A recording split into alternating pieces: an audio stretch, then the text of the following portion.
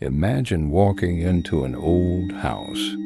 Everyone says it's haunted, but you don't believe it. You ask yourself, why should I be scared? There's nothing here. But then you hear footsteps right behind you, even though you're completely alone. Want to know what happened to Ethan? This story will chill you to the bone. This story happened to a young man named Ethan. He was just a normal guy, but obsessed with filming abandoned places. One day he heard about the Cliff House, a massive home left behind by a family more than 20 years ago. Neighbors claimed they heard screaming inside the house late at night, and then the entire family vanished without a trace. Ethan decided to film there. At night, the moment he stepped inside, the air turned icy cold. His camera began to flicker, turning on and off by itself. The rooms were filled with dust and broken furniture.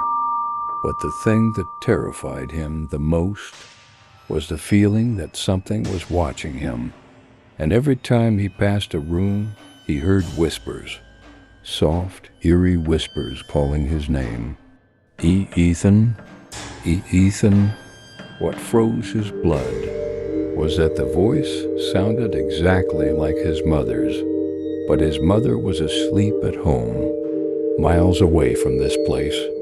Ethan tried to convince himself it was just his imagination, but as he climbed to the second floor, he saw something lurking in the corner. A shadow, tall, human-shaped, but with no face. His camera completely froze, though the audio kept recording. Suddenly, the door behind him slammed shut. It felt like something trapped him inside.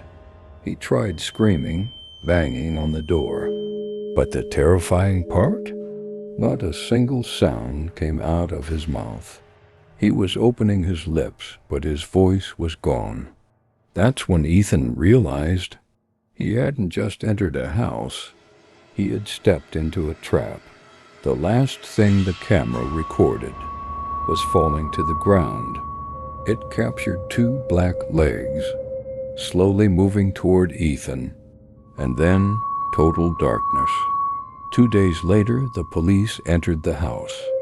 They found the camera, but Ethan, he was gone.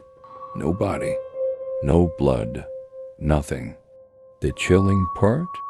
At the end of the recording, just before it cut off, a voice whispered, "One is part of the house now. You're next." So what do you think?